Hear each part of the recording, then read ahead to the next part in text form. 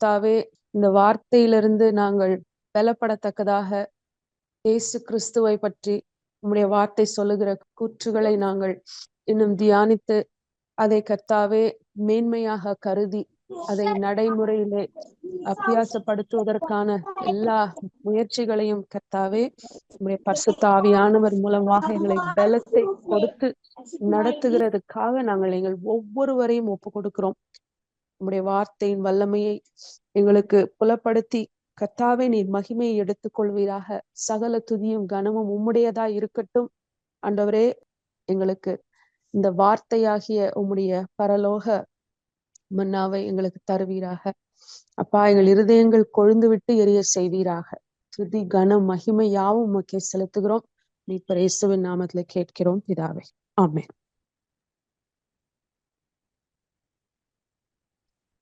பரம அழைப்புக்கு பங்குள்ளவர்களாகிய பரிசுத்த சகோதரரை, உங்கள் அனைவருக்கும் ஆண்டவராய் இயேசு கிறிஸ்துவின் இனிய நாமத்தில் என் அன்பையும் வாழ்த்தையும் தெரிவிக்கிறேன். தொடர்ந்து எபிரேயருக்கு எழுதிய நிருபத்தில் இந்த வேத ஆய்வில் கலந்து கொள்ளக்கூடிய உங்கள் எல்லாருக்கும் மீண்டும் ஒருவரை நன்றியை தெரிவிக்கின்றேன்.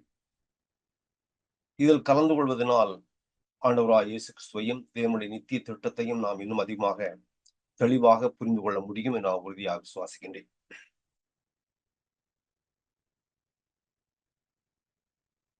இது எபிரேயருக்கு எழுதிய நிருபத்தின் 10வது பாடம்.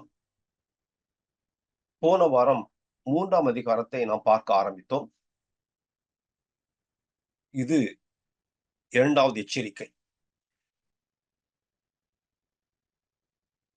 இந்த நிருபத்தில் ஆசிரியர் யூத கிறிஸ்தவர்களுக்கு 5 எச்சரிக்கைகளை கொடுக்கிறார் என்று நாம் பார்த்தோம். முதல் எச்சரிக்கையை குறித்து 2ஆம் அதிகாரம் 1 முதல் 7 வரையிலான வசனங்களை நாம் பார்த்தோம்.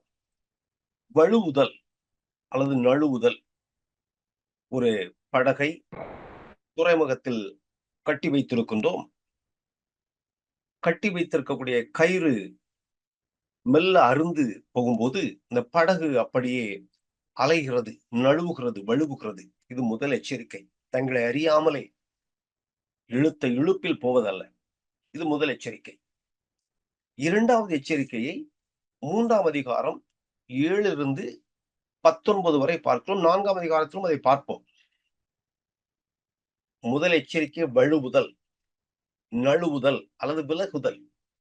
2வது எச்சரிக்கை அவிசுவாசம். போன வாரம் பார்க்க ஆரம்பித்ததை இந்த வாரம் தொடர்கிறோம். தொடர்ந்து இந்த வாரம் 3ஆம் அதிகாரத்தை முடித்துக் கொள்ளலாம். இந்த நிருபத்தின் ஆசிரியர் இந்த நிருபத்திலே ஒருபுறம் வேத வசனங்களை அல்லது உபதேசங்களை, போதனைகளை விவரிக்கிறார், விளக்கி உரைக்கிறார், எக்ஸ்போசிஷன். இது ஒருபுறம் இருக்க, இன்னொரு புறம் எக்ஸார்டேஷன், ஒரு அறிவுறுத்தும் உரையும் கொடுக்கிறார். விளக்க உரையும் ஒரு புறம் கொடுக்கிறார். விளக்க உரைக்கு பிறகு ஒரு அறிவுறுத்தும் உரையும் கொடுக்கிறார். இந்த எக்ஸார்டேஷனை நாம் அதிகமாக பார்ப்போம். எனவே இது 2வது எச்சரிக்கை. முதலாவது ட்ரிஃப்ட், 2வது டவுட், அவிசுவாசம் அல்லது அவநம்பிக்கை. விசுவாசத்தை நிலைத்திருப்பதற்கு ஆசிரியர் 4 அம்சங்களை அவர் வலியுறுத்துகிறார். 4 ஆலோசனைகள் முன்வைக்கிறார். நிலைத்திருக்கும் விசுவாசத்தின் 4 அம்சங்கள். முதல் அம்சத்தை நாம் போன வாரம் பார்க்க ஆரம்பித்தோம்.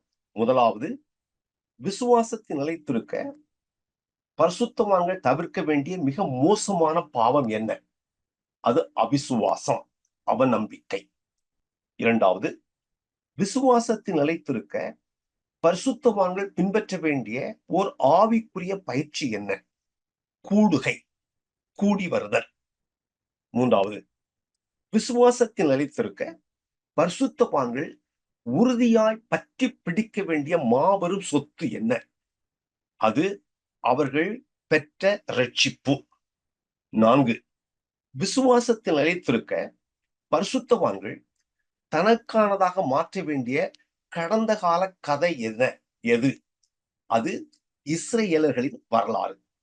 இந்த 4 அம்சங்களை ஆசிரியர் இந்த யூத கிறிஸ்தவர்களுக்கு முன் வைக்கிறார். முதலாவது குறிப்பை பார்க்க ஆரம்பித்தோம். அதை முடிக்கவில்லை. முடித்துவிட்டு மீதி 3 அம்சங்களை பார்த்து முடித்து விடலாம். 11ஆம் வசனம் எப்படி சொல்லுகிறது? 3ஆம் அதிகாரம் 11ஆம் வசனம் வாசிப்போமா? என்னுடைய இளைப்பாறுதலில் அவர்கள் பிரவேசிப்பதில்லை என்று என்னுடைய கோபத்திலே ஆணையிட்டேன் என்றார். விசுவாசிகள் விசுவாச நிலைத்திருக்க அவர்கள் தவிர்க்க வேண்டிய முதல் மோசமான பாவம் அவிசுவாசம். அதில் தான் ஆரம்பித்தோம். அது 11ஆம் வசனம் இப்படி, என்னுடைய இளைப்பாறுதலில் அவர்கள் பிரவேசிப்பதில்லை. அவிசுவாசத்தின் விளைவாக இருதயம் கடினப்படுகிறது, கீழ்ப்படியாமை வருகிறது. முடிவாக அவர்கள் தேவனுடைய ஓய்வில், தேவனுடைய இளைப்பாறுதலில் நுழையவில்லை. இளைப்பாறுதலை குறித்து 2 நிமிடம். லேவியராகமம் வேத பாடத்தை பார்க்கின்ற பொழுதே இந்த இளைப்பாறுதலை குறித்து அதிகமாக பேசியிருக்கிறோம். எனவே நான் அதை மீண்டும் விவரிக்கப் போவதில்லை. இளைப்பாறுதல் என்பது அன்று ஒரு வகையில் இவர்கள் அது கானானில் தான் கிடைக்கும், இந்த இடத்தில் தான் கிடைக்கும் என்று எண்ணினார்கள். தேவனும் அதை குறிப்பிட்டார். ஆனால் அது நிழல்தான். உண்மையான இளைப்பாறுதல் ஒரு இடம் அல்ல. உண்மையான இளைப்பாறுதல் கானான் அல்ல. இளைப்பாறுதல் என்பது இன்று நாம் புரிந்து கொள்வது போல வேலை செய்யாமல் சும்மா இருப்பதல்ல. நம்முடைய முயற்சிகளும் போராட்டங்களும் ஓய்ந்து தேவனுடைய பிரசன்னத்தில் தெய்வீக சமாதானத்தோடு தங்கியிருக்கும் ஒரு ஆசீர்வாதமான நிலைமை, ஒரு அமெரிக்கை. அங்கே ஆவிக்குரிய பாதுகாப்பு உண்டு, அங்கே பயமில்லை, ஒரு நிச்சயமற்ற தன்மை இல்லை, முழுமையாக அமர்ந்திருக்கலாம், தேவன் கூட இருக்கிறார் என்று. எனவே கானான் தான் இளைப்பாறுதல் நினைத்தார்கள். பழைய ஏற்பாட்டிலே அது ஒரு வகையில் சரிதான், நிழல் தான். ஆனால் ஆத்துமாவுக்கு இளைப்பாறுதல் என்பது தேவனுடைய சித்தத்தில் ஓய்ந்திருத்தல், தேவன் நமக்கு அளித்திருக்கும் பங்கில் தாழ்மையோடு பணிந்தடங்கி அமர்ந்திருத்தல், தேவனுடைய தவறாத ஞானத்தில் அமர்ந்திருத்தல், தேவனுடைய மாறாத அன்பில் அமர்ந்திருத்தல், தேவனுடைய பலத்த கரத்துக்குள் அமர்ந்திருத்தல். ஒன்று கானான் அன்று இளைப்பாறுதலான இடம் என்று அவர்கள் கருதியது ஒரு வகையில் உண்மை. ஆனால் அது நிழல்தான். நிஜம் அல்லது மெய் என்னவென்றால், இளைப்பாறுதல் ஒரு நபர். எப்படி பழைய ஏற்பாட்டில் இஸ்ரேலர்கள் கானானை சுதந்திரிக்க வேண்டுமோ, அதுபோல இன்று புதிய ஏற்பாட்டில் இந்த ஆசிரியர் சொல்லுகிறார், நீங்கள் கிறிஸ்துவை சுதந்திரியுங்கள், கிறிஸ்துவை ஆதாயம் பண்ணுங்கள் என்று. இந்த கானானை பலர் இன்று பரலோகத்துக்கு ஒப்பிட்டு பேசுவதையும் பாடல்கள் எழுதுவதையும் பார்க்கிறோம். ஆனால் கானான் பரலோகத்துக்கு அடையாளம் இல்லை என்பதற்கு நான் 3 காரணங்களை முன்வைக்கிறேன். ஒன்று, இந்த இஸ்ரேலர்கள் கானானுக்குள் நுழைந்த பிறகும் அங்கு யுத்தம் நடந்தது. யுத்தம் செய்து அங்கு இருந்த எதிரிகளை எல்லாம் விரட்டி பின்பு கானானை சுதந்திரிக்கிறார்கள். கானான் பரலோகத்துக்கு அடையாளம் என்றால் கானானிலே போய் யுத்தம் செய்ய போகிறோமா? பரலோகத்துக்கு போய் யுத்தம் செய்ய போகிறோமா? பரலோகத்திலே போய் எந்த எதிரிகளை விரட்ட போகிறோம்? ஒன்று. இரண்டாவது, இந்த கானானுக்குள் மோசே, ஆரோன், மிரியாம் போன்ற பரிசுத்தவான்கள் நுழையவில்லையே. ஆனால் மோசே, ஆரோன், மிரியாம் போன்ற பரிசுத்தவான்கள் பரலோகத்துக்கு போவார்கள் என்று நிச்சயமாக நம்ப முடியும். எனவே கானான் பரலோகத்துக்கு அடையாளம் இல்லை.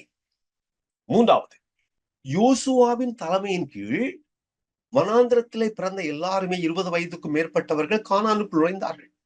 யோசுவாவின் தலைமையிலே கானானுக்குள்ளே நுழைந்தவர்கள் எல்லாருமே பரலோகத்துக்கு போவார்கள் என்று சொல்ல முடியுமா? அவர்கள் எல்லாரும் விசுவாசிகள் தான் என்று சொல்ல முடியுமா?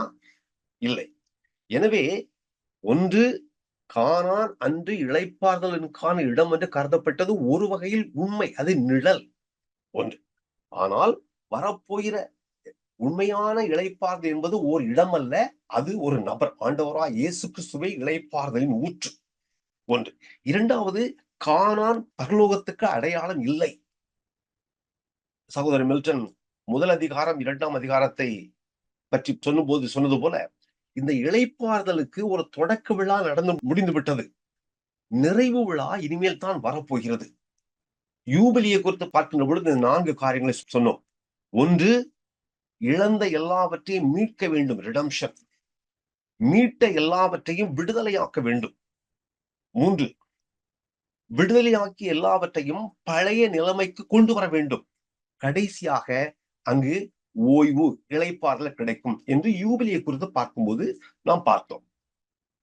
இந்த இளைப்பாறுதல் இனி பரிசுத்தவான்களுக்கு வரப்போகிற ஒன்று என்பதை எபிரேயர் 4ஆம் அதிகாரம் 6 முதல் 11 வரையிலான வசனங்களில் ஆசிரியர் குறிப்பிடுகிறார். இது 4ஆம் அதிகாரத்துக்கு வருகின்ற பொழுது பார்ப்போம். ஆனாலும் இதை நான் வாசிக்க விரும்புகிறோம். யாராவது வாசிப்போமா? எபிரேயர் 4ஆம் அதிகாரம் 6 முதல் 11 வரை.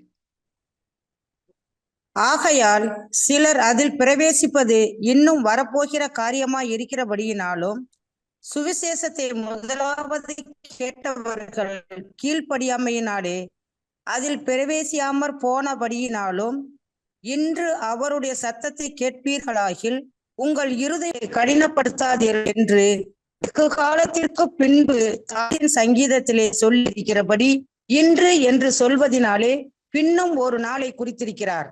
யோசுவா அவர்களை இளைப்பாறுதலுக்கு உட்படுத்தி இருந்தால் பின்பு அவர் வேறொரு நாளை குறித்து சொல்லி இருக்க மாட்டாரே. ஆகையால் தேவனுடைய ஜனங்களுக்கு இளைப்பாறுகிற காலம் இனி வருகிறதா இருக்கிறது. ஏனெனில் அவருடைய இளைப்பாறுதலில் பிரவேசித்தவன் தேவன் தம்முடைய கிரியைகளை முடித்து ஓய்ந்தது போல தானும் தன் கிரியைகளை முடித்து ஓய்ந்திருப்பான். ஆகையால் அந்த திருஷ்டாந்தத்தின்படி ஒருவனாகிலும் கீழ்ப்படியாமையினாலே விழுந்து போகாதபடிக்கு நாம் இந்த இளைப்பாறுதலை ஜாக்கிரதையா இருக்க கடவோம். எபிரேயர் 4ஆம் அதிகாரத்துக்கு வருகின்ற பொழுது நாம் இதை பார்ப்போம். புதிய ஏற்பாட்டில் ஆண்டவராய் இயேசு கிறிஸ்து இளைப்பாறுதலை எப்படி சொன்னார்? தேவனற்ற மக்களுக்கும் ரட்சிப்பாகிய ஆரம்ப இளைப்பாறுதலை கொடுக்கிறார். தேவ மக்களுக்கும் அவர் ஆழமான இளைப்பாறுதலை கொடுக்கிறார்.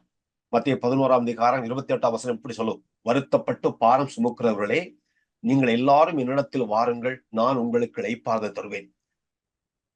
உழைத்து களைத்து பாரம் சுமக்கிற நீங்கள் யாவரும் என்னிடம் வாருங்கள், நான் உங்களுக்கு இளைப்பாறுதல் தருவேன்.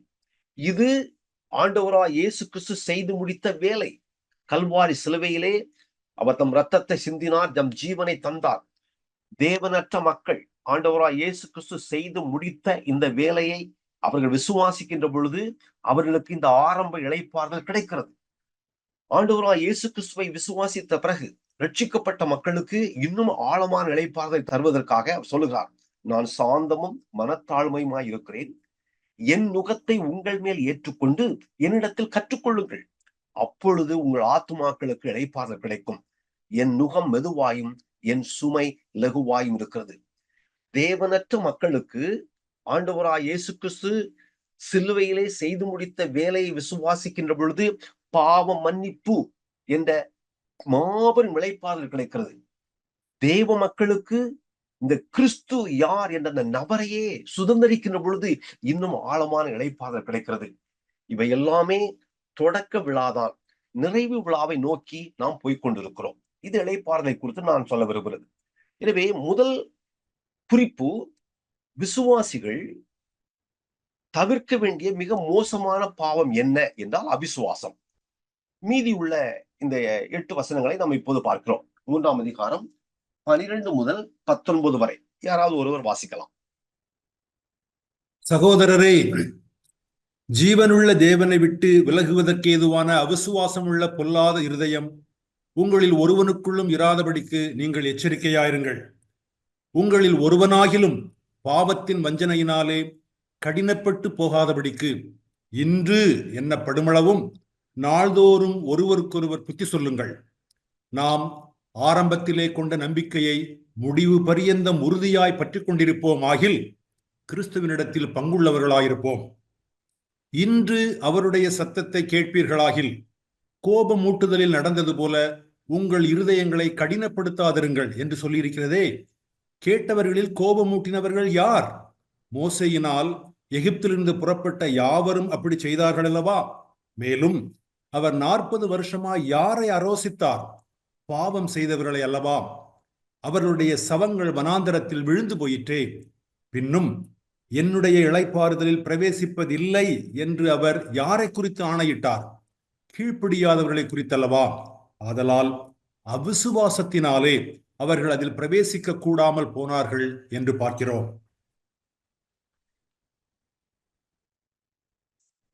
மீதி 3 குறிப்புகள். அதில் 2வது குறிப்பு, விசுவாசத்தில் நிலைத்திருக்க பரிசுத்தவான்கள் பின்பற்ற வேண்டிய ஆவிக்குரிய பயிற்சி என்ன? கூடுகை.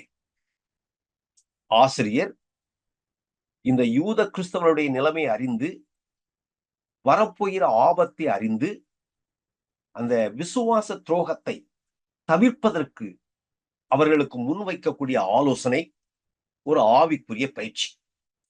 அது என்ன ஆவிக்குரிய பயிற்சி? 13ஆம் வசனத்திலே வாசிக்கணும். உங்களில் ஒருவனாகிலும் பாவத்தின் வஞ்சனையினாலே கடினப்பட்டு போகாதபடிக்கு இன்று எனப்படும் அளவும் நாடோறும் ஒருவருக்கொருவர் புத்தி சொல்லுங்கள். 1, கவனிங்கள். பாவம் ஒரு மனிதனை வஞ்சிக்கும். வஞ்சிப்பதின் விளைவாக அவனுடைய இருதயம் கடினப்படும். 1. 2வது, ஒருவருக்கொருவர் புத்தி சொல்லுங்கள். நாம் எல்லாரும் ஒரே சரீரத்தின் அவயவங்கள். ஒவ்வொரு அவயவத்துக்கும் பொறுப்பு உண்டு. ஒரே ஒரு மனிதன், ஒரே ஒரு அவயவம் மட்டும் மீதி உள்ள எல்லா அவயவங்களுக்கும் பணிவிடை செய்வதல்ல. எல்லா அவயவங்களுக்கும் பொறுப்பும் கடமையும் பணிவிடையும் உண்டு. இது ஒருவருக்கொருவர். இந்த வார்த்தையை கவனிக்க வேண்டும். 3வது, அதில் இன்று எனப்படும் அளவும் நாடோறும், ஒவ்வொரு நாளும். எதிரி ஒவ்வொரு நாளும் அவருடைய சரீரத்தை தாக்குகின்ற பொழுது, எதிரி ஒவ்வொரு நாளும் பரிசுத்தவான்களை தாக்குகின்ற பொழுது, இது வாரத்துக்கு ஒரு முறை புத்தி சொல்வதனால் இதை தவிர்க்க முடியும் என்று ஆசிரியர் சொல்லவில்லை. ஒவ்வொரு நாளும் ஒருவருக்கொருவர் நாடோறும் புத்தி சொல்லுங்கள். இந்த 3 காரியங்களை இந்த ஆசிரியர் முன்வைக்கிறார். இதில் கவனிக்க வேண்டிய இன்னொரு காரியம், ஜீவனுள்ள தேவன் என்ற இந்த அடைமொழியை தேவனுக்கு இந்த ஆசிரியர் பயன்படுத்துகிறார். இதில் 2 முறை நேர்மறையாகவும் 2 முறை எதிர்மறையாகவும் பயன்படுத்துகிறார். 1, ஜீவனுள்ள தேவனை விட்டு விலகாதபடிக்கு எச்சரிக்கையாருங்கள். இன்னொரு முறை, ஜீவனுள்ள தேவனுடைய கரங்களில் விழுவது பயங்கரமா இருக்குமே என்று சொல்கிறார். 2 முறை நேர்மறையாக, நாம் ஜீவனுள்ள தேவனுக்கு ஊழியம் செய்கிறோம், நாம் ஜீவனுள்ள தேவனுடைய நகரத்துக்கு வந்து சேர்ந்திருக்கிறோம் என்று சொல்கிறார். விலகுதல், வழுக்குதல், விழுதல், fall away என்று ஆங்கிலத்தில் இருக்கிறது. எப்படி விலகுகிறோம் என்பதற்கு நான் சாத்தானை ஒரு எடுத்துக்காட்டா வைத்திருக்கிறேன். அவன் காப்பாற்றுவதற்காக அபிஷேகம் பண்ணப்பட்ட கேரு. அவன் தேவனுடைய பர்வதத்திலே உலாவினவன். ஆனால் அவன் மின்னலை போல் வானத்திலிருந்து விழுகிறான். He falls away.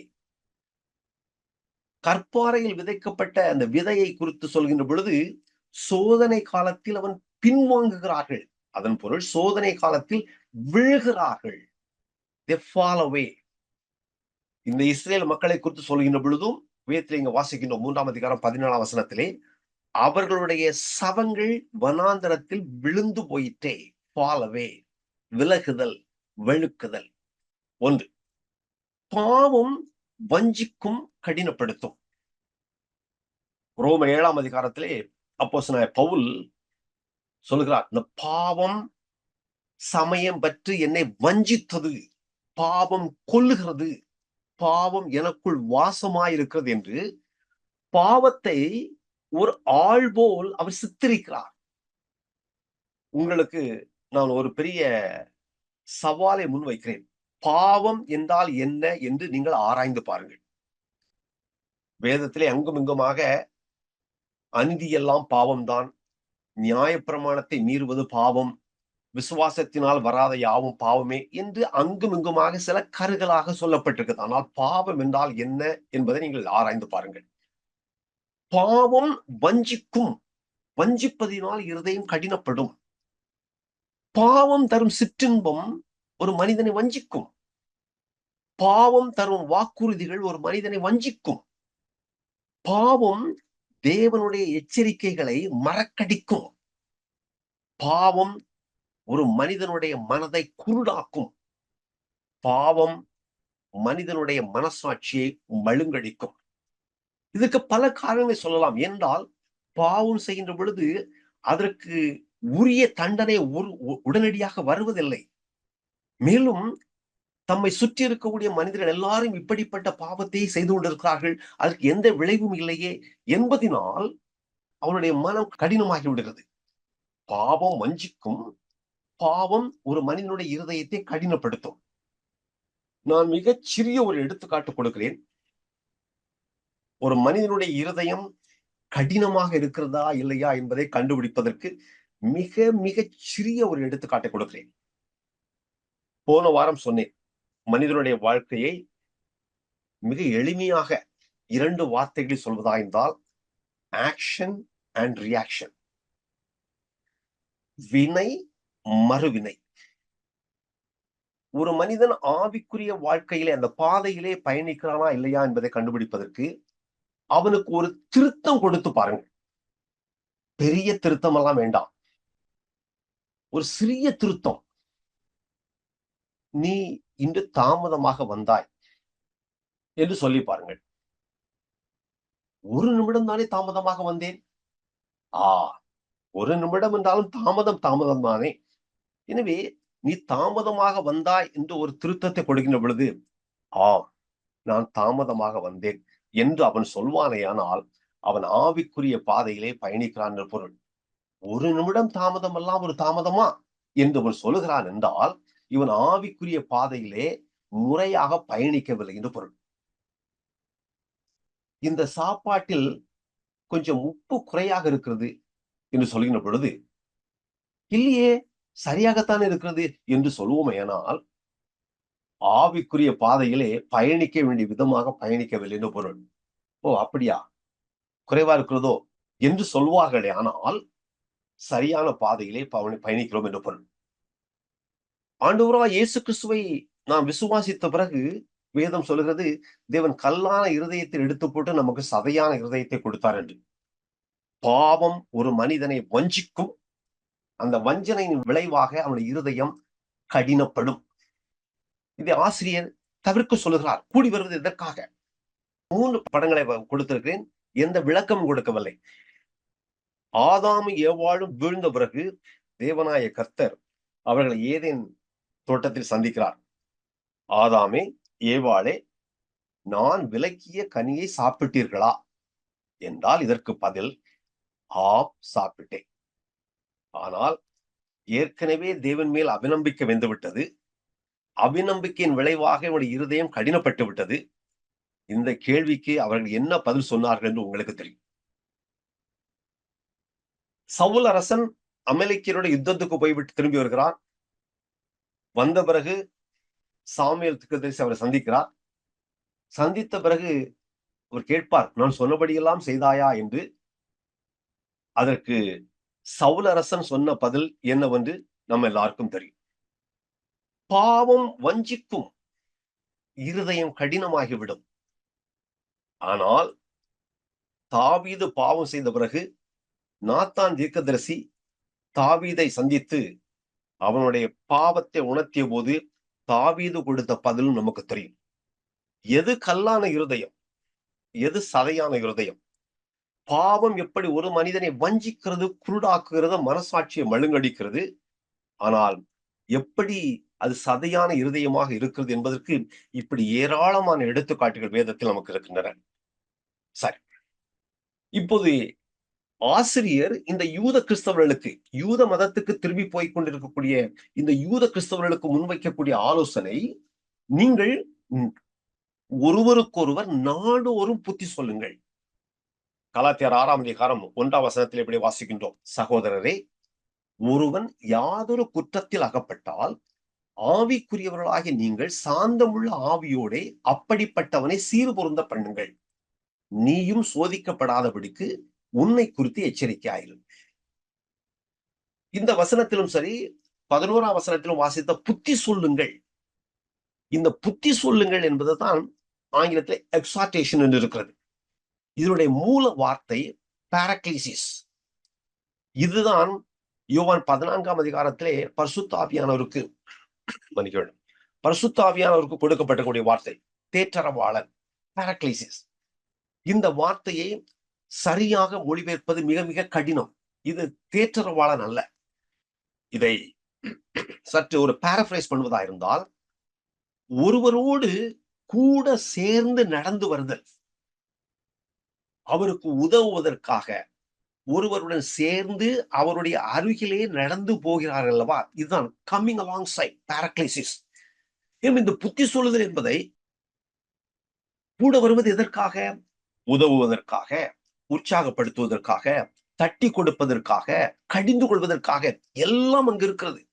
கட்டளை கொடுப்பதற்காக, கடிந்து கொள்வதற்காக, அவனை விடுதலையாக்குவதற்காக, உற்சாகப்படுத்துவதற்காக, தூக்கி விடுவதற்காக, தட்டி கொடுப்பதற்காக, இவை அனைத்தும் அந்த வார்த்தையில் அடங்கும். பாரக்ளீசிஸ், ஒன் ஹூ கம்ஸ் அலாங். எனவே புத்தி சொல்லுங்கள் என்றால் அறிவுரை கூறுங்கள் என்பதல்ல. கலாத்தியர் 6:1 தான் அதை வாசிக்கின்றோம். ஒருவன் யாதொரு குற்றத்தில் அகப்பட்டால் அவனை சீர்பொருந்த பண்ணுங்கள். இந்த எண்ணம் 10ஆம் அதிகாரம் 25ஆம் வசனத்தில் கூட ஆசிரியர் கூறுகிறார். சபை கூடி வருதலை சிலர் விட்டு விடுகிறது போல நாம விட்டு விடாமல் ஒருவருக்கொருவர் புத்தி சொல்லப்படவும், நாளானது சமீபத்து வருகிறதை எவ்வளவாய் பார்க்கிறீர்களோ அவ்வளவாய் புத்தி சொல்ல வேண்டும். யூத மதத்துக்கு திரும்பி போய் கொண்டிருக்கக்கூடிய இந்த யூத கிறிஸ்தவர்களுக்கு ஆசை சொல்கிறார், நீங்கள் இந்த புதிய தளத்திலிருந்து பழைய தளத்துக்கு போகிறீர்களே, நீங்கள் வாருங்கள், கூடி வாருங்கள். இதிலே சபை என்ற ஒரு வார்த்தை தமிழ்ல இருக்குது. ஆங்கிலத்திலும் சரி மூல மொழியிலும் சபை என்ற வார்த்தை கிடையாது. கூடி வருதல், அசம்பிளிங் டுகெதர், அவ்வளவுதான். கூடி வருவதை விட்டு விடாதீர்கள், அதுதான். சபை என்ற வார்த்தை கிடையாது. பரிசுத்தவான்கள் அல்லது கிறிஸ்தவர்கள் கூடி வருவது, அந்த கிறிஸ்துவ ஐக்கியத்தை நாம் வெகுவாய் மதிக்க வேண்டும். ஐக்கியம் என்ற வார்த்தை மிக பொருள் நிறைந்த ஒரு வார்த்தை, காய்னோனியா. அதாவது இதனுடைய பொருள் என்னவென்றால், பரிசுத்தவான்கள், நான் உன்னோடு ஒன்றாயிருக்கிறேன், நீ என்னோடு ஒன்றாயிருக்கிறாய். நான் உன்னில் மகிழ்கிறேன், நீ என்னில் மகிழ்கிறாய். நான் உன்னில் பங்கு பெறுகிறேன், நீ என்னில் பங்கு பெறுகிறாய். It's a common participation. பொதுவாக வைத்து அனுபவிப்பது. கூடி வருவது எதற்காக? ஒருவரை ஒருவர் இந்த விசுவாசத்தில் கட்டி எழுப்புவதற்காக. தமிழ் வேதாகமத்தில் பக்தி விரித்து என்று வரக்கூடிய இடத்திலே தயவு செய்து நீங்கள் கட்டி எழுப்ப என்று போட்டு வாசித்து பாருங்கள். ஆங்கில வேதாகமத்திலும் பல மொழிபெயர்ப்புகளிலே, பல வேர்ஷன்லே எடிஃபிகேஷன் என்று எழுதப்பட்டிருக்கும். அது எடிஃபிகேஷன் என்பதற்கு பலாக பில்டப், கட்டி எழுப்ப என்ற வார்த்தையை நீங்கள் பிரயோகித்து பாருங்கள். கூடி வருவது எதற்காக? விசுவாசத்தில் கட்டி எழுப்புவதற்காக. பாவத்திற்கும் விசுவாச துரோகத்திற்கும் எதிரான பலமான கோட்டையாக இந்த கிறிஸ்தவ ஐக்கியம் இருக்க வேண்டும். அப்படிப்பட்ட ஒரு பர்சனல் ஃபெலோஷிப், ஒரு டீப் ஃபெலோஷிப், ஒரு சப்போர்ட்டிவ் ஃபெலோஷிப், அவருடைய விசுவாசத்தை கட்டி எழுப்புகிற ஒரு ஐக்கியமாக இது மாற வேண்டும் என்று ஆசிரியர் வலியுறுத்துகிறார். பல வேளைகளே பரிசுத்தவான்கள், எனக்கு எதற்கு இந்த பிரச்சனை, நானே சிக்கல்ல இருக்கிறேன், எதற்கு மற்றவர்களிடத்தில் நான் காரியங்களை தலையிட்டு பிரச்சனையை வளர்த்துக் கொள்வான் என்று ஒதுங்கிவிடக்கூடிய மனப்பாங்கு பரிசுத்தவான்களுக்கு உண்டு. காயினுடைய அந்த கேள்விதான் நினைவுக்கு வருகிறது, என் சகோதரனுக்கு நான் என்ன காவலாளியோ என்ற மனப்பாங்கு தவறு. இன்னொரு பயிற்சியை நான் உங்களுக்கு முன்பாக வைக்கிறேன். புதிய ஏற்பாட்டிலே ஒருவருக்கொருவர் என்ற வார்த்தை எங்கெல்லாம் வருகிறது என்று நீங்கள் தேடி ஆராய்ந்து பாருங்கள். ஒருவருக்கொருவர் புத்தி சொல்லுங்கள், ஒருவருக்கொருவர் பணிந்து அடங்குங்கள், ஒருவருக்கொருவர் அன்பு செய்யுங்கள் என்று ஒருவருக்கொருவர் என்ற வார்த்தை வேதாகமத்தில் முழுவதும் பல இடங்களில் வரும். கிறிஸ்துவ ஐக்கியத்தினுடைய ஆழத்தையும் நீளத்தையும் புரிந்து கொள்வதற்கு 1 Corinthians 12ஆம் அதிகாரத்தை வாசித்து பாருங்கள். எனவே ஆசிரியர் இந்த யூத கிறிஸ்தவர்களுக்கு, யூத மதத்துக்கு திரும்பி போய் கொண்டிருக்கக்கூடிய இந்த யூத கிறிஸ்தவர்களுக்கு வைக்கக்கூடிய முதல் ஆலோசனை, நீங்கள் கூடி வாருங்கள். கூடி வருதல் ஒருவரை ஒருவர் விசுவாசத்தில் கட்டி எழுப்பும். என்ன விசுவாசத்தில் கட்டி எழுப்பும்? அதைத்தான் 1ஆம் அதிகாரம் 2ஆம் அதிகாரத்திலே வாசித்தோம். இந்த கிறிஸ்து யார்? இவர் எல்லாவற்றையும் படைத்தவர், இவர் தேவனுடைய வார்த்தை, இவர் எல்லாவற்றையும் தாங்குகிறவர், இவர் அப்போஸ்தலர், இவர் பிரதான ஆசாரியர் என்று அவரை முன்வரித்துகிறார். இவர் தூதர்களை விட மேன்மையானவர், இவர் மோசேயை விட மேன்மையானவர், இவர் யோசுவாவுடைய மேன்மையானவர், இவர் ஆரோனுடைய மேன்மையானவர், ஆரோனுடைய ஆசாரியத்துவத்தை விட இவருடைய ஆசாரியத்துவம் மேன்மையானது என்று அவரை முன்வைத்து விட்டு இவரில் வைத்து விசுவாசத்தை நீங்கள் தட்டி எழுப்புங்கள் என்று சொல்கிறார். இரண்டாவது குறிப்பு. மூன்றாவது குறிப்பு, விசுவாசத்தில் நிலைத்திருக்க பரிசுத்தவான்கள் உறுதியாக பற்றி பிடிக்க வேண்டிய மாபெரும் சொத்து என்ன? ரட்சிப்பு. இதை ஆசிரியர் எந்த அளவுக்கு வலியுறுத்துகிறார் என்றால், எபிரேயருக்கு நிருபத்துக்கு வெளியே போய் இதற்கு வேத வசனங்களை நாம் ஆதாரமாக தேட வேண்டிய அவசியம் இல்லை. வாசிக்கலாம். 14ஆம் வசனம் வாசிப்போம். 3ஆம் அதிகாரம் 14ஆம் வசனம். நாம் ஆரம்பத்திலே கொண்ட நம்பிக்கையை முடிவு பரியந்தம் உறுதியாய் பற்றி கொண்டிருப்போமாகில் கிறிஸ்துவனிடத்தில் பங்கு உள்ளவர்களாயிருப்போம். ஆரம்பத்திலே கொண்டேன், பெற்றேன், விட்டு விடுவேன் என்பதல்ல, முடிவு பரியந்தம். இஸ்ரேல் மக்கள் கானானை சுதந்திரிக்க சென்றார்கள். இந்த ஆசிரியர் சொல்கிறார், கிறிஸ்துவனிடத்தில் பங்குள்ளவர்களாயிருப்போம். ஒரு கிறிஸ்தவனுடைய இலக்கு கிறிஸ்துவை சுதந்திரிப்பது. அப்போஸ்தலனாகிய பவுல் சொல்கிறார், நான் கிறிஸ்துவை ஆதாயம் பண்ண வேண்டும். எபிரேயர் 33ஆம் அதிகாரத்தில் வாசித்தோம். பரம அழைப்பு. அந்த பந்தய பொருளுக்காக இலக்கை நோக்கி ஆசையாய் பின்தொடர்கிறேன், முடிவு பரியந்தம். 2ஆம் அதிகாரம் 1ஆம் வசனம், நாம் கேட்டவைகளை விட்டு விலகாதபடிக்கு அவைகளை மிகுந்த ஜாக்கிரதையாய் கவனிக்க வேண்டும். 3:6, முடிவு பரியந்தம் உறுதியாய் பற்றி கொண்டிருப்போமாயில் நாமே அவருடைய வீடாயிருப்போம். முடிவு பரியந்தம், முடிவு பரியந்தம். நாம் பெற்ற ரட்சிப்பு அவ்வளவு விலையேறப்பட்டது. பெற்ற ரட்சிப்பு, இதை நாம் தக்க வைத்துக் கொள்ள வேண்டும், பேணி பாதுகாக்க வேண்டும், பராமரிக்க வேண்டும். ஒரு நாள் பெற்றேன், அத்தோடு அதை விட்டேன், இனி ஒரு நாள் வருகின்ற பொழுது நான் மீண்டும் அதை சுதந்திரித்துக் கொள் என்பதல்ல. கட்டிய வீட்டை பேணி பாதுகாத்து பராமரிக்கிறோம். அதுபோல் பெற்ற ரட்சிப்பை முடிவு பரியந்தம் தக்க வைத்துக் கொள்ள வேண்டும்.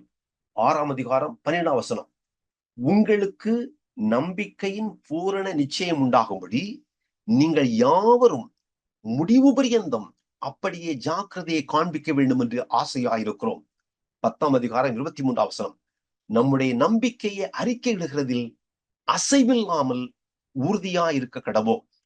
10ஆம் அதிகாரம் 35ஆம் வசனம், ஆகையால் மிகுந்த பலனுக்கு ஏதுவான உங்கள் தைரியத்தை விட்டு விடாதிருங்கள், முடிவு பரியந்தம். பிரியமான பரிசுத்தவான்களே, நாம் பெற்றிருக்கக்கூடிய ரட்சிப்பு மாபெரும் சொத்து. இதற்கு இணையான சொத்து இந்த உலகத்தில் வேற ஒன்றுமில்லை. இந்த பெற்ற ரட்சிப்பை பேணி பாதுகாப்பது தேவனுடைய இறையாண்மையின் செயல் மட்டுமல்ல, இதற்கு மனிதனுடைய பொறுப்பு உண்டு. நிருபத்திலே வாசித்தோம், இவ்வளவு பெரிதான ரட்சிப்பை குறித்து நாம் கவலையற்று இருப்போமானால் தண்டனைக்கு எப்படி தப்பித்துக் கொள்வோம்?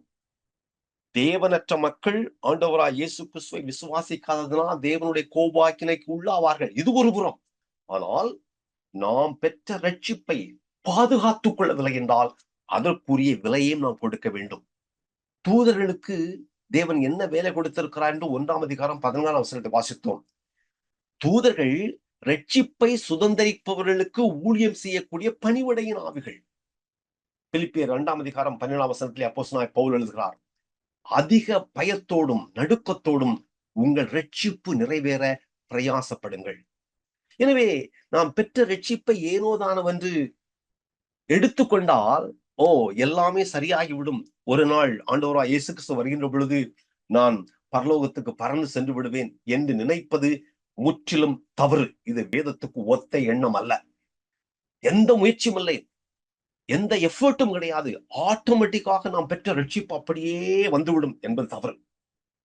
இதற்கு ஆண்டவராய் இயேசு கிறிஸ்துவை நோக்கி பார்க்க வேண்டும் என்று எபிரேயர் ஆசிரியர் முதல் 2 அதிகாரங்களிலும் மிக ஆணித்தரமாக சொல்கிறார். கவனித்து பாருங்கள், ஊன்றி கவனியுங்கள், உற்று கவனியுங்கள். இவர் யார்? இவர் தேவனுடைய வார்த்தை, இறுதியான உறுதியான அறுதியான வார்த்தை. இவர் படைத்தவர், இவர் எல்லாவற்றையும் தாங்குகிறவர், இவர் எல்லாவற்றையும் ஆளுகிறவர், இவர் முழுமையான தேவன், இவர் முழுமையான மனிதர், இவர் தேவனுடைய வார்த்தையை கொண்டு வந்தவர், நற்செய்தியை கொண்டு வந்த அப்போஸ்தலர், மனிதர்களை தேவனிடத்தில் கொண்டு செல்லக்கூடிய பிரதான ஆசாரியர். இதை விசுவாசியுங்கள் என்று ஆசிரியர் ரட்சிப்பினுடைய அருமையை சொல்கிறார். எபிரேயர்கள் நிருபம் ரட்சிக்கப்பட்டவர்களுக்கு எழுதப்பட்டது என்பதை மறக்க வேண்டாம். கிருபையும் கிரியையும் சேர்ந்துதான் போகும். ரட்சிக்கப்பட்டோம், கிருபையினால் வாழ்கிறோம், கிருபையின் யுகத்தில் வாழ்கிறோம், எனவே எப்படி வேணாலும் வாழலாம், இல்லை. கிருபையும் கிரியையும் சேர்ந்துதான் போகும். புதிய ஏற்பாடும் சரி, பழைய ஏற்பாடும் சரி, இரண்டும் ஒன்றே. பழைய ஏற்பாட்டிலும் ரட்சிக்கப்பட்ட பிறகு, கிருபையினால் ரட்சிக்கப்பட்ட பிறகுதான் அவர்களுக்கு கிரியைகளை தேவன் கொடுக்கிறார். எகிப்து தேசத்திலிருந்து ஆட்டுக்குட்டியின் ரத்தத்தினாலே மீட்கப்பட்ட மக்கள் ரத்தத்தை பூசுகிறார்கள், இறைச்சியை புசிக்கிறார்கள், செங்கடலை தாண்டி வருகிறார்கள். வந்த பிறகுதான் சீனாய் மலையிலே அவர்களுக்கு கட்டளைகள் கொடுக்கிறார். சீனாய் மலையிலே அவர்களுக்கு முதலாவது கட்டளைகளை கொடுத்து விட்டு பின்பு அவர் ரட்சிக்கவில்லை. ரட்சிக்கப்பட்ட மக்களுக்குத்தான் அவர் கட்டளைகளையும் கற்பனையும் கொடுக்கிறார். கிருபை, ரட்சிக்கப்பட்ட மக்கள் தாங்கள் ரட்சிக்கப்பட்டதற்கு நிரூபணம் உண்டு, நிரூபணத்தை கொடுத்தாக வேண்டும். யூத மதமும் சரி, இந்த கிறிஸ்தவம் சரி, ஒரே தளம்தான். இன்றைக்கும் ரட்சிக்கப்பட்டவர்கள் தாங்கள் ரட்சிக்கப்பட்டதற்கு நிரூபணத்தை கொடுக்க வேண்டும். தேவன் ஒரு புறம் கிருபை உள்ளவர், இன்னொரு புறம் ஒரு நீதி உள்ளவர், பரிசுத்தம் உள்ளவர். எனவே பிரச்சனை கிருபையோ கிரியோ அல்ல, பிரச்சனை பாவம். சில நான் கிரியை செய்வதனால் ரட்சிக்கப்படுவேனா? இல்லை, இல்லை. ஒரு மிருகம் மியாவ் மியாவ் என்று சொல்வதனால் பூனையாக மாறுவதில்லை, அது பூனையாக இருப்பதினால் மியாவ் மியாவ் என்று சொல்கிறது. லொல் என்று சொல்வதனால் ஒரு மிருகம் நாயாக மாறுவதில்லை, அது நாயாக இருப்பதினால் லொல் என்று சொல்கிறது. அதுபோல நாம் கிருபையினால் ரட்சிக்கப்பட்டிருப்பதினால் நாம் கிரியைகளை கொடுக்கிறோம். எனவே கிருபையும் கிரியையும் சேர்ந்தே போகும். கிருபையினால் ரட்சிக்கப்பட்டேன், அத்தோடு நின்று விட்டேன் என்பதல்ல. ரட்சிப்பு மாபெரும் சொத்து. இதை நாம் பேணி பாதுகாக்க வேண்டும். ரட்சிப்பு நிறைவேற பிரயாசப்பட வேண்டும். இது மூன்றாவது குறிப்பை ஆசிரியர் வைக்கிறார். நான்காவது குறிப்பு, விசுவாசத்தில் நிலைத்திருக்க பரிசுத்தவான்கள் தனக்கானதாக மாற்ற வேண்டிய ஒரு கதை. அது இஸ்ரேலுடைய வரலாறு. இந்த 3ஆம் அதிகாரத்திலே கடைசி 4 வசனங்களிலே ஆசிரியர் 6 கேள்விகளை கேட்கிறார். இந்த 6 கேள்விகளிலே முதல் கேள்விக்கு 2வது கேள்வி பதிலாக மாறுகிறது, 3வது கேள்விக்கு 4வது கேள்வி பதில், 5வது கேள்விக்கு 6வது கேள்வி பதில். இப்போது 16ஆம் வசனத்திலே முதல் கேள்வி, கேட்டவர்களில் கோபம் மூட்டினவர்கள் யார்? இது கேள்வி. பதில், மோசேயினால் எகிப்திலிருந்து புறப்பட்ட யாவரும் அப்படி செய்தார்கள் அல்லவா? கலகத்தினுடைய ஸ்கோப், செயல் பரப்பு, எல்லை பரப்பு எவ்வளவு விசாலம். ஒரு தலைமுறை முழுவதுமே வனாந்தரத்தில் அழிகிறது. கொஞ்சம் கற்பனை செய்து பாருங்கள். எத்தனை லட்சம் மக்கள் எகிப்திலிருந்து மகிழ்ச்சியோடு புறப்பட்டார்கள். ரட்சிக்கப்பட்ட மக்கள், ஆண்டவராய் இயேசு கிறிஸ்துவை சொந்த இரட்சகராக பெற்றுக்கொண்ட மக்கள் அவ்வளவு மகிழ்ச்சியோடு, ஆரவாரத்தோடு, ஆர்ப்பரிப்போடு, குதூகலத்தோடு, கொண்டாட்டத்தோடு எகிப்தை விட்டு வருகிறார்கள். ஆனால் அந்த முழு தலைமுறையும் வனாந்திரத்தில் அழிந்து போயிட்டேன். ஜான் ஓவன் என்ற ஒரு பரிசுத்தவான் சொல்லுகிறார், the best of saints have need to be cautioned against the worst of evils. இது இஸ்ரேல் மக்களுக்குத்தான் சம்பவித்தது. நான் அதற்கு விதிவிலக்கு என்று நான் நினைத்தால் என்னை நானே வஞ்சிக்கிறேன் என்று பொருள். இவர்களுக்கு நடந்தது எனக்கும் நடக்கும். இவர்கள் செய்த எல்லா காரியங்களும் செய்யக்கூடிய பலம் எல்லா மனிதனுக்கும் உண்டு. கேட்டவர்களில் கோபம் ஊட்டியவர்கள் யார்? மோசேயினால் எகிப்திலிருந்து புறப்பட்ட யாவரும் அப்படி செய்தாள் அல்லவா? இது முதல் கேள்வி. 2வது கேள்வியிலே பதில் வைக்கிறார். அவருடைய கலகம் எந்த அளவுக்கு பறந்து விரிந்தது. 2 பேரை தவிர, காலேப், யோசுவா இந்த 2 நபரை தவிர மீது எல்லாரையும் பாதித்தது. 3வது கேள்வி 17ஆம் வசனம், மேலும் அவர் 40 வருஷமாய் யாரை அரோஷித்தார்? இது கேள்வி. பதில், பாவம் செய்தவர்கள் அல்லவா? அவர்களுடைய சவங்கள் வனாந்தரத்தில் விழுந்து போயிட்டேன். கலகம் எந்த மனிதனும் விதிவிலக்கெல்லாம் அல்லாமல் எல்லா மக்களையும் பாதிக்கிறது. அதன் விளைவாக தேவ கோபத்தினுடைய ஸ்கோப், அது எங்கும் பறந்து வருகிறது என்றால் ஒரு தலைமுறை முழுவதும் மேலும் அந்த கோபம் பறந்து வருகிறது. பாவம் செய்தார்கள், செத்தார்கள். ரட்சிக்கப்பட்ட மக்கள், ஆடல் பாடலோடு எகிப்தை விட்டு புறப்பட்ட மக்கள் பாவம் செய்தார்கள், செத்தார்கள்.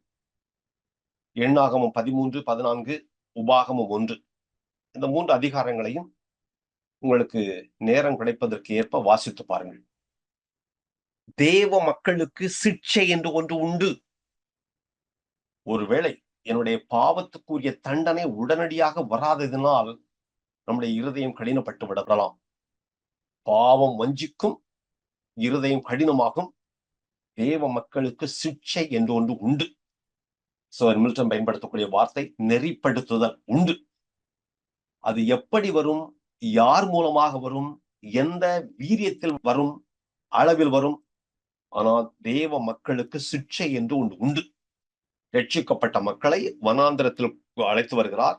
அவர்கள் பாவம் செய்தார்கள், செத்தார்கள். இது 2வது. 18 வசனம் 5வது கேள்வி. பின்னும் என்னுடைய இளைப்பாறுதல் பிரவேசிப்பதில்லை என்று அவர் யாரை குறித்து ஆணையிட்டார்? இது 5வது கேள்வி. 6வது கேள்வி பதிலாக அமைகிறது. கீழ்ப்படியாதவர்களை குறித்தல்லவா? முதல் வாசித்தோம்.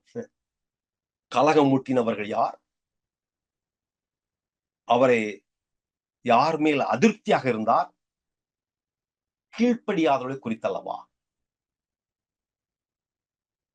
6 கேள்விகள். இதுதான் நாம் நமக்குரியதாக மாற்ற வேண்டிய நம்முடைய முன்னோர்களுடைய வரலாறு. எகிப்திலிருந்து புறப்பட்ட எல்லாரும் விசுவாசிகளா அல்லது அவிசுவாசிகளா? என்னுடைய புரிந்து கொள்ளுதல் எல்லாரும் விசுவாசிகள் தான். ஒருவேளை ஒரு சிலர் முழுமையாக விசுவாசம் வைக்காமல் போயிருக்கலாம். ஒருவேளை 430 வருடங்களாக அடிமைகளாக இருக்கிறோம், இந்த அடிமைத்தனத்திலிருந்து விடுதலை பெற்றால் நலமாக இருக்குமே நினைத்திருக்கலாம்.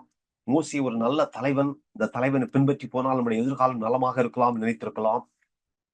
கானானை வாக்குறுதி செய்கிறான் என்று. மோசே, ஆரோன், மிரியாம் இவர்கள் கூட கானானுக்கு நுழையவில்லை. வேதம் சொல்லுகிறது, என்னுடைய இளைப்பாறுதல் பிரவேசிப்பதில்லை என்று அவர் யாரை குறித்து ஆணையிட்டார்? கீழ்ப்படியாதவர்களை குறித்தல்லவா? மோசே, ஆரோன், மிரியாம் கூட கீழ்ப்படியவில்லையா? ஆம், கீழ்ப்படியவில்லைதான். தெரியும் மோசையை குறித்து. கண்மலையை பார்த்து பேசு என்று சொல்கின்ற பொழுது அடித்தார். அது நல்ல ஒரு சுவையான ஒரு நிகழ்ச்சி உண்டு, உபாகமத்திலே உண்டு. தேடி வாசியுங்கள். நான் அடித்தேன், உங்களுடைய தொல்லை தாங்க முடியாமல் நான் அடித்து விட்டேன் என்று சொல்வார். நான் அடித்ததற்கு காரணம் நீங்கள் தான். தேவன் எனக்கு தந்த இளைப்பாறுதலுக்கு நுழையாமல் போகிறால் அதற்கு காரணம் நீங்கள் தான் என்று சொன்னார். ஆனாலும் மோசே அந்த கானானுக்கு நுழையவில்லை. பின்பு ஒரு தாபோர் மலையில் ஆண்டவராய் இயேசு கிறிஸ்து மறுரூப மலையில் அவரோடு கூட வருகிறார். கவனிக்க வேண்டும். ஆனால் கீழ்ப்படியாமை குற்றம். இது எச்சரிக்கை. இது கீழ்ப்படியாதவர்களை குறித்தல்லவா? இவைகளெல்லாம் நாம் பொதுவாக பெரிய பாவங்களாக கருதவில்லை. அவிசுவாசத்தையோ, அவநம்பிக்கையையோ, முறுமுறுப்பையோ, முணுமுணுப்பையோ, புகார் செய்வதையோ, கலகம் செய்வதையோ, கீழ்ப்படியாமல் போவதையோ இவைகளெல்லாம் பெரிய பாவமாக கருதுவதில்லை. உபச்சாரம், வேசித்தனம், கொலை, கொள்ளை, திருட்டு, பொய் இவைகளெல்லாம் அப்பட்டமான பாவங்களாக தோணும். அன்றாட வாழ்க்கையிலே தேவனுடைய வார்த்தைக்கோ, தேவனுடைய பேசுதலுக்கோ நாம் கீழ்ப்படியாமல் போவதையெல்லாம் பெரிய பொருட்டாக மக்கள் கருதுவதில்லை. இது ஆவிக்குரிய விசுவாச துரோகத்துக்கு வழிவகுக்கும் என்ற எண்ணம் கூட மக்களுக்கு எழுவதில்லை. எனவே பாவத்தினுடைய கொடூரத்தையும் தேவனுடைய தீர்ப்பினுடைய கடுமையையும் நாம் நம்முடைய கண்களுக்கு முன்பாக நிறுத்த வேண்டும். கிறிஸ்துவ வாழ்க்கையில் ஏதோ சிவப்பு கம்பளம் விரித்து என்னை வரவேற்கக்கூடிய வாழ்க்கை என்று நாம் நினைத்துக் கொள்கிறோம். அப்படி அல்ல. ஒருவன் என் பின்னே வர மனதாயிருந்தால் அவன் தன்னைத்தானே வெறுத்து அனுதினமும் தன் சிலுவை எடுத்துக்கொண்டு என்னை பின்பற்ற கடவன் என்பது ஏதோ சிவப்பு கம்பள விரிப்பிலே அங்கும் இங்குமாக தூதுகளை நின்று வரவேற்பார்கள் என்பது அல்ல. எனவே பிரச்சனையுடைய ஆணிவேர் என்ன? அவிசுவாசம், அவநம்பிக்கை. தேவன் மேல் வைத்திருக்கக்கூடிய நம்பிக்கையை இழக்கின்ற பொழுது, அவர் மேல் வைத்திருக்கக்கூடிய அந்த ட்ரஸ்ட், கான்பிடன்ஸ், ஃபெய்த் போகின்ற பொழுது எல்லாம் தொடர்ச்சியாக வந்து விடுகிறது. 19 வசனம் எப்படி சொல்கிறது? ஆதலால் அவிசுவாசத்தினாலே அவர்கள் அதில் பிரவேசிக்க கூடாமல் போனார்கள் என்று பார்க்கிறோம். எனவே பிரச்சனையினுடைய ஆணிவேர் அவிசுவாசம். இது பல வடிவங்களிலே வெளிவரும். முறுமுறுப்பாக, புகார், வேறு திட்டங்களை உருவாக்குவோம், வேறு தலைவனை ஏற்படுத்துவோம். அங்கே எவ்வளவு நன்றாக இருந்தோம் நாங்க தெரியுமா என்று அதிருப்தி. ஒரு பகுதியை வாசித்து நாம் முடித்துக் கொள்ளலாம். இந்த பகுதியை அப்போஸ்தலனாகிய பவுல் 1 கொரிந்தியர் 10ஆம் அதிகாரத்தில் இப்படி எழுதுகிறார். 1 கொரிந்தியர் 10ஆம் அதிகாரம் எடுப்போமா? ஒன்றிலிருந்து வாசிக்கலாம். 1 கொரிந்தியர் 10ஆம் அதிகாரம் 1 இப்படி 12 வரை நான் வாசிக்க விரும்புகிறேன். இப்படி இருக்க சகோதரரே, நீங்கள் எவைகளை அறிய வேண்டும் என்று இருக்கிறேன் என்றால், நம்முடைய பிதாக்கள் எல்லோரும் மேகத்துக்கு கீழாய் இருந்தார்கள். எல்லோரும் சமுத்திரத்தின் வழியாய் நடந்து வந்தார்கள். எல்லோரும் மோசேக்குள்ளாக மேகத்தினாலும் சமுத்திரத்தினாலும் ஞானஸ்நானம் பண்ணப்பட்டார்கள். எல்லோரும் ஒரே ஞான போஜனத்தை புசித்தார்கள். எல்லோரும் ஒரே ஞான பானத்தை குடித்தார்கள். எப்படியெனில் அவர்களோட கூட சென்ற ஞான கண்மலையின் தண்ணீரை குடித்தார்கள். அந்த கண்மலை கிறிஸ்துவே. அப்படி இருந்தும் அவர்கள் அதிகமான பேர்களிடத்தில் தேவன் பிரியமாயிருந்ததில்லை. ஆதலால் வனாந்திரத்திலே அவர்கள் அழிக்கப்பட்டார்கள். அவர்கள் இச்சித்தது போல நாமும் பொல்லாங்கானங்களை செய்யாதபடிக்கு இவைகள் நமக்கு திருஷ்டாந்தங்களாய் இருக்கிறது. ஜனங்கள் புசிக்கவும் குடிக்கவும் உட்கார்ந்து விளையாடவும் எழுந்தார்கள் என்று எழுதியிருக்கிறபடி அவர்களில் ஆராதனைக்காரர் ஆனது போல நீங்களும் ஆகாதிருங்கள். அவர்களில் சிலர் வேசித்தனம் பண்ணி ஒரே நாளில் 23,000 பேர் விழுந்து போனார்கள். அதுபோல நாமும் வேசித்தனம் பண்ணாதிருப்போமாக. அவர்களில் சிலர் கிறிஸ்துவை பரீட்சை பார்த்து பாம்புகளால் அழிக்கப்பட்டார்கள். அதுபோல நாமும் கிறிஸ்துவை பரீட்சை பாராதிருப்போமாக. அவர்களில் சிலர் முறுமுறுத்து சங்காரக்காரனால் அழிக்கப்பட்டார்கள். அதுபோல நீங்களும் முறுமுறுக்காதிருங்கள். இவைகளெல்லாம் திருஷ்டாந்தங்களாக அவர்களுக்கு சம்பவித்தது. உலகத்தின் முடிவு காலத்தில் உள்ள நமக்கு எச்சரிப்புண்டாகும்படி எழுதப்பட்டும் இருக்கிறது. கடைசியாக, இப்படி இருக்க தன்னை நிற்கிறவன் என்று எண்ணுகிறவன் விழாதபடிக்கு எச்சரிக்கையா இருக்க கடவன். இது அவர்களுக்குத்தான் நடந்தது, எங்களுக்கு நடக்காது. அவர்கள்தான் அப்படி, நான் அப்படி கிடையாது. என் விசுவாசம் ஆழமானது, என் விசுவாசம் உறுதியானது என்று நம்மை நாமே வஞ்சிக்காதிருப்போமாக.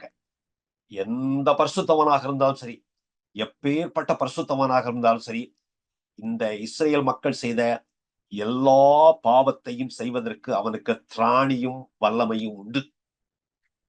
நான் அதற்கு விதிவிலக்கு என்று ஒரு மனிதன் எண்ணுவானேனால் அதுதான் அவனுடைய சறுக்கலின் ஆரம்பமாக இருக்கும். எனவே 4 கேள்விகளோடு இந்த பகுதியை நான் முடிக்க விரும்புகிறேன். 1, இன்று எனப்படும் அளவும் என்று பரிசுத்த ஆவியானவர் சொல்கிறார். அந்த இன்று என்ற வார்த்தை இந்த 3, 4 அதிகாரங்களிலே 5 இடங்களிலே வருகின்றன என்று சொன்னேன். ஆவியானவரின் சத்தத்தை கேளாதபடிக்கு, ஆவியானவர் சத்தத்தை மழுங்கடிக்கின்ற சோதனைகளும் தோல்விகளும் என்னுடைய வாழ்க்கையிலே இருக்கின்றனவா? எப்படிப்பட்ட சோதனைகளும் தோல்விகளும் பரிசுத்த ஆவியானுடைய சத்தத்தை மழுங்கடிக்கின்றன? அவர் தொடர்ந்து பேசிக் கொண்டிருக்கிறார், ஆனால் நான் கேட்கிறேனா? நான் கேட்க முடிகிறதா? 1, இஸ்ரேல் மக்கள் தேவனை எரிச்சல் படுத்தினார்கள், கோபம் ஊட்டினார்கள், வெறுப்பேற்றினார்கள். நம்முடைய கொலோக்கியலாக சொல்வதா இருந்தால் உசுப்பேத்தினார்கள். அவரே மீட்டு கொண்டு வந்த மக்கள் எவ்வளவு அன்போடு, எவ்வளவு பாசத்தோடு அவளை கொண்டு வந்திருப்பார். அந்த மக்களை எல்லாம் அழிக்கும் போது என்னுடைய இருதயம் அவரை வாதித்திருக்கும். நான் என் தேவனை கோபம் ஊட்டுகிறேனா? ஆண்டவராய் இயேசு கிறிஸ்து ஞானஸ்நானம் பெற்று கரையேறின பொழுதும் சரி, மறுரூப மறையிலும் சரி, பிதாவாய் தேவன் சொல்வார், இவர் என் நேசகுமாரன், இவர் மேல் நான் பிரியமாயிருக்கிறேன். என் தேவன் இன்று என்னை பார்த்து, இவன் என் நேசகுமாரன், இவன் மேல் பிரியமாயிருக்கிறேன், இவள் என் நேசகுமாரத்தி, இவள் மேல் நான் பிரியமாயிருக்கிறேன் என்று இன்று என்னில் மகிழ்வாரா? பிரியமாயிருக்க என்று சொல்லுவாரா? இந்த தேவனுக்கு விரோதமாக நான் முறுமுறுக்கிறேனா? புகார் சொல்கிறேனா? இவரிடத்தில் வாக்குவாதம் செய்து, இப்படியா என்று இது நான் ஆண்டவர் போலவோ, இவர் எனக்கு பதில் சொல்ல கடமைப்பட்டவர் போல் என்பதும் பேசுகிறேனா? தேவன் நான் கோபம் ஊட்டுகிறேனா? இந்த இஸ்ரேல் மக்களை குறித்து அப்போஸ்தலனாகிய பவுல் எழுதும்போது அவர்களிடத்தில் பிரியமா இல்லை. 3, பாவத்தின் வஞ்சகத்தை நாம் எப்படி விவரிக்க போகிறோம்? பாவம் வஞ்சிக்கும். நம்ம எல்லாருக்குமே பிளைண்ட் ஸ்பாட் உண்டு. சகோதரர் ஒருவருக்கு அதற்குத்தான் என்னுடைய பிளைண்ட் ஸ்பாட் எனக்கு தெரியாது. என்னுடைய குற்றுப்புள்ளி ஒருவரை சீர்பொருந்த பண்ணுவது. என் கண்ணிலேயே பெரிய உத்திரம், இதையே எடுப்பதற்கு நேரம் போகவில்லை. அவன் கண்ணிலுக்கு திரும்ப எடுக்க வேண்டுமா? சரி, என் கண்ணில் கூடிய உத்திரத்தை எடுப்போம், எடுத்து விட்டு திரும்ப எடுப்போம். என் சகோதரனுக்கு நான் என்ன காவலாளியா? கூடி வருவது எதற்காக? 4, வேதாகமத்திலே தேவன் எவ்வளவோ எடுத்துக்காட்டுகளையும் எவ்வளவோ எச்சரிக்கைகளையும் எவ்வளவோ பாடங்களை வைத்திருக்கிறார். நம் வாழ்க்கையிலே நாம் கற்ற பாடங்களை அபியாசப்படுத்துகிறோம். இந்த கேள்வியோடு நான் பகுதியை முடித்துக் கொள்கிறேன். நேரம் இருக்கிறது. யாராவது ஏதாவது சொல்வதா இருந்தால் சொல்லலாம், கேட்பதா இருந்தால் கேட்கலாம். இந்த 3ஆம் அதிகாரம் சரி, 4ஆம் அதிகாரம் எளிமையான பகுதிகள். எனவே இந்த பகுதியை நான் எடுத்துக்கொள்கிறேன். ஏன்னா வரலாறு தான் கதை. இந்த கதையிலிருந்து நாம் சில பாடங்களை கற்றுக்கொள்கிறோம். ஆசிரியர் யூத மதத்துக்கு திரும்பி போகக்கூடிய இந்த பரிசுத்தவான்களுக்கு, யூத கிறிஸ்தவர்களுக்கு முன்வைப்பதற்காக தங்களுடைய மூதாருடைய வரலாற்றை அவர்கள் படம் பிடித்து காட்டுகிறார். எனவே சற்று எளிமையான பகுதி. நன்றி. ஏதாவது சொல்வதா சொல்லலாம், கேட்பதா இருந்தால் கேட்கலாம். சரி, யாரும் எந்த கேள்வியும் கேட்கவில்லை, அதுவும் சொல்லவில்லைன்னா முடித்துக் கொள்ளலாம். பரிசுத்தவான்களே, இந்த எபிரேயருக்கு எழுதிய நிருபத்திலே வேத பாடத்துக்கு வரக்கூடிய உங்கள் எல்லாருக்கும் நான் மீண்டும் என் நன்றியை தெரிவிக்கிறேன். உண்மையாகவே நாம் ஒரு சிலராக இருந்தாலும் சரி, இதன் விளைவாக நம்முடைய வாழ்க்கை தேவனுக்கும் பிறருக்கும் நமக்கும் பொருளுள்ள ஒரு வாழ்க்கையாக மாறும் நான் உறுதியாக விசுவாசிக்கின்றேன். தேவன் ஆசீர்வதிப்பாராக. ஆமென். எங்கள் ஆண்டவராகிய இயேசுவே, இந்த நாளிலே உம்முடைய அமர்ந்த மெல்லிய குரலை பேசுதலை கேட்பதற்கு நீ தந்த இந்த வாய்ப்பிற்காக நன்றி செலுத்துகிறோம் ஐயா. உம்முடைய தெளிவான, தீர்க்கமான, துல்லியமான எச்சரிப்புக்காய் நாங்கள் பணிந்து உம்மை தொழுது கொள்கிறோம்.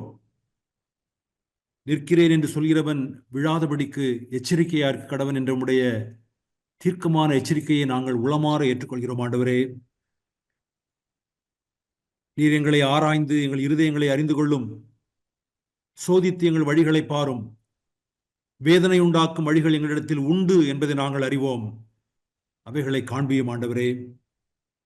எவ்வளவு மாபெரும் ரட்சிப்பு எங்களுக்கு சொத்தாய், சுதந்திரமாய், செல்வமாய் நீ தந்திருக்கின்றீர்.